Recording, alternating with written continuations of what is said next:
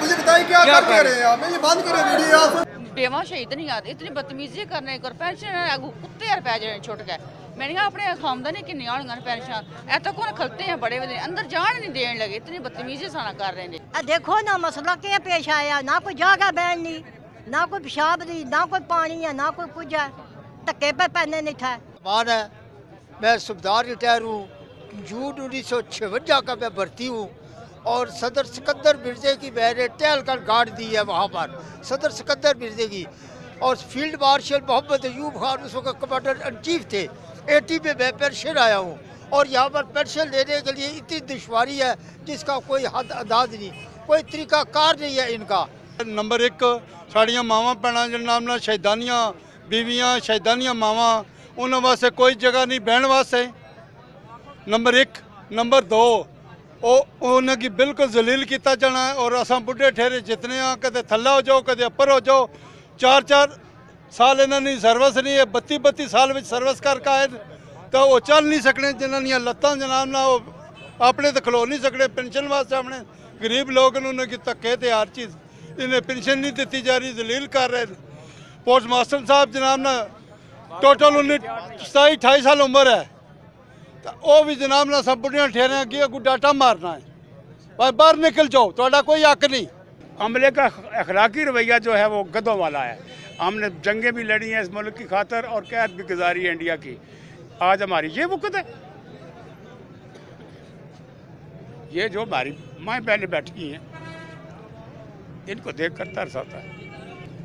हमारी पैसा हमारी सिर और हमारी जूती क्यों ना बैठे नहीं जगह इस दीना पोस्ट ऑफिस ना खले नहीं जगह। मैं तो चलो फिर अजे कोई है तो साढ़े नाल बजुर्ग माइयां भैनियां थल्ले बैठियां अंदर तक रहे हो, अगू गल करो तो कुत्ते यार पैड़े बिल्कुल जरा ना गल करने सुनने का राजी नहीं, जलील किते ने। मैं वफाकी वजीर मुराद अली जरा ना रिक्वेस्ट करना वा कि सारा कोई मसला हल करो, इस तरह साड़ी पेंशन दो। असा अपन जवानियां फौज गालियां फौज की अपनी जवानी दी है, 20 बच्चों की नहीं दी। अज असा की सिला मिल रहा, असा कोई बटिया तो बैठे हाँ, गंदगी च बैठे हाँ, गंद है इतना जिथे असा बैठे हाँ। ये असा पाक फौज नहीं तोहीन है।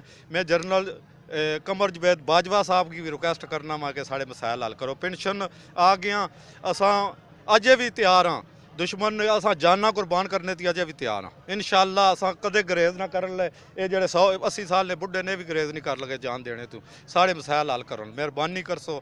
दिल कर जी, मेरी 80 साल उम्र है और मेरे को खलो नहीं होंगे, दम्बे का मरीज हाँ। और आंदे टोकन को नहीं, और मैं किराया पट कर मेरे को राती पैसे नहीं है रोटी खाने जे। इतना परेशान कर दे, इतना परेशान कर दे, मैं हैरान हो जाना। CM जेल में जाओ टोकन फट मिलेगा, हर चीज़ डिसिप्लिन है, कोई परेशानी नहीं उठे। इतने आ जाते पता नहीं, मैं गिर गया नीचे, बड़ी मुश्किल नाल इथों नीचे निकलिया, हालत है।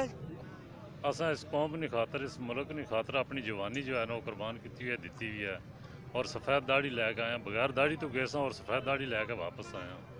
और अज अस जिलत जी सारे ने सामने देख रहे हो तुम किस जिलत में बैठे हैं।